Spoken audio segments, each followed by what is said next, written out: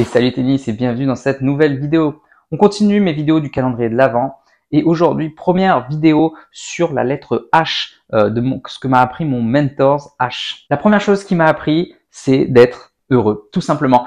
Heureux, c'est la seule qualité qui compte en fait sur la planète. On te demande pas, on te dit pas comment être heureux, on te dit simplement d'être heureux. Je serai heureux quand j'aurai des victoires. Je serai heureux si j'avais tel objet.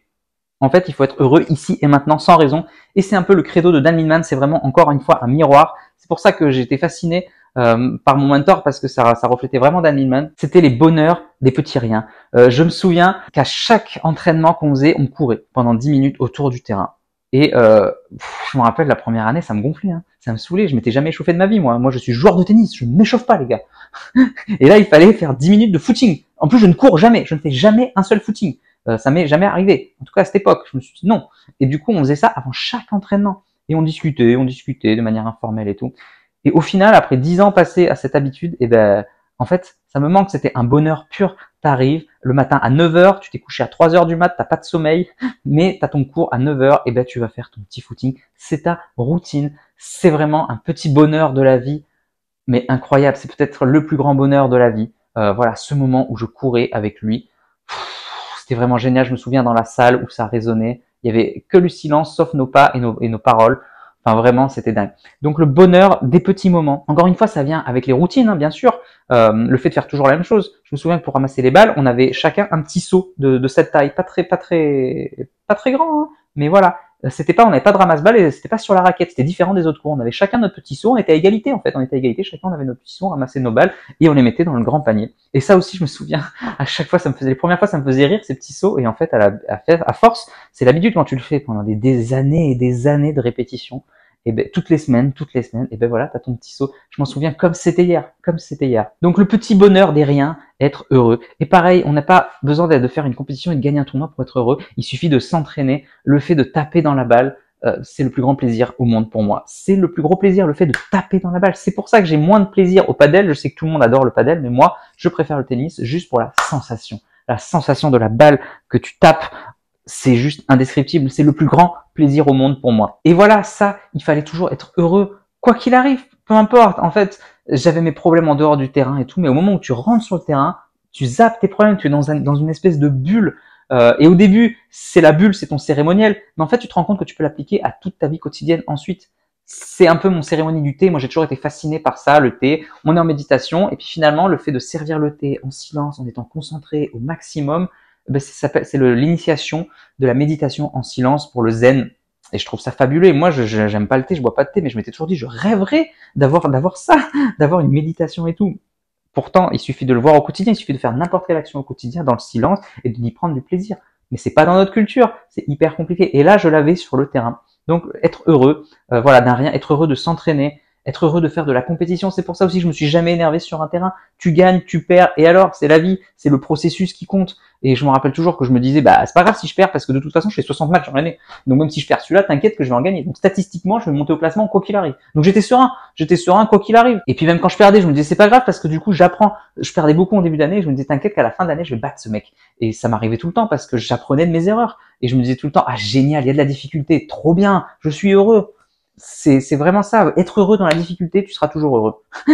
C'est un mécanisme de la vie.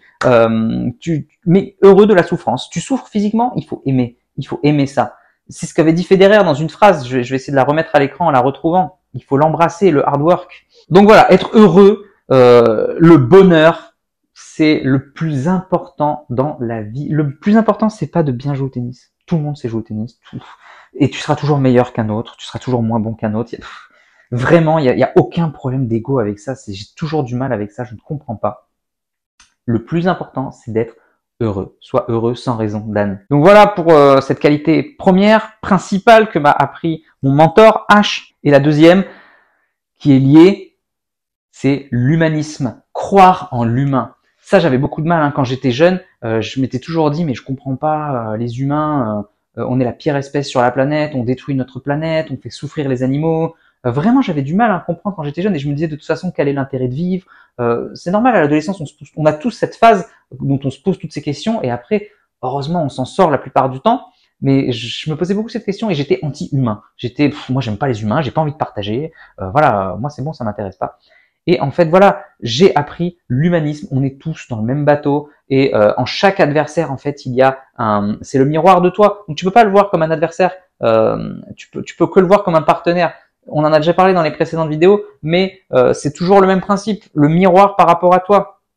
Et en fait, tous les humains sont intéressants si tu vois le bon côté des choses. C'est comme quand tu regardes une série et que le héros voit toujours le bon côté, même chez les méchants, etc. Et en fait, c'est ça. Tu te rends compte qu'il n'y a pas de méchants, malheureusement. Il n'y a pas de méchants dans la vie. Il n'y a que des gens ignorants ou qui ont des problèmes à un moment donné. Alors oui, ils te saoulent sur le moment, mais en fait, dans d'autres aspects, ils sont sympas. Et pareil, tes amis, en fait, ils sont sympas, mais ils ont des aspects négatifs. En fait, tout est gris. Tout est gris dans la vie. Il y a personne qui est parfait. Et même moi, au sens littéral, pas moi Maurice, mais chacun devrait se dire moi-même, on n'est pas parfait en fait. Chacun se trouve des défauts à soi.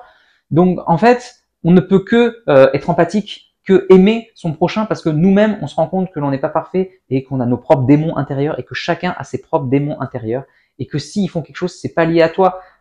Miguel Ruiz, les 4 accords Toltec n'en fait pas une affaire personnelle. Chacun est dans son film, chacun est dans sa tête et en fait, tu n'as que très peu d'influence sur les autres. Les autres ne sont pas contre toi, ils sont dans leur monde à eux et si ils ont un problème, eh ben ça ressort à l'extérieur. Et si toi tu le captes, c'est parce que c'est un miroir de toi-même. Donc vraiment cette notion d'humain, aimer l'humanité, aimer son prochain, on est tous formidables au fond de nous, il suffit juste de le développer. Et c'est pour ça que j'ai décidé de sourire à toutes les personnes que je rencontre. À chaque fois que je rencontre une personne, que je vois quelqu'un, j'essaie de lui faire un vrai sourire. J'essaye de déverrouiller cette facette d'elle-même, même si elle est dans les problèmes, même si la personne ne m'aime pas, etc. J'essaye de casser tout de suite ce code d'agressivité, de on ne se connaît pas, on est ennemis, etc. La méfiance, etc. Non, non, en fait, on est tous dans le même bateau, on est empathique, on s'aime tous ensemble. Et c'est quelque chose de très difficile. Très difficile, c'est un apprentissage de la vie que je m'efforce d'avoir au quotidien. C'est pas toujours évident, hein. Surtout dans notre société actuelle où voilà, il y a les problèmes de l'écologie, il y a les problèmes de la cruauté sur les animaux. Quand je suis devenu végane, j'ai eu beaucoup de mal aussi avec l'humanisme. Mais voilà, c'est vraiment quelque chose de très important de se dire l'autre n'est pas un ennemi, l'autre est comme toi en fait. L'autre est comme toi, c'est juste des degrés d'évolution différents. Donc voilà, être heureux et la notion d'humanisme, vraiment 2 valeurs centrales de ma boussole intérieure. Dites-moi dans les commentaires si ça vous parle ou pas. Voilà pour cette vidéo. Comme d'habitude, s'il vous plaît, j'ai besoin de votre aide. Cliquez sur j'aime, c'est juste là, n'oubliez pas. Et surtout, mettez-moi un commentaire, ça me ferait super plaisir.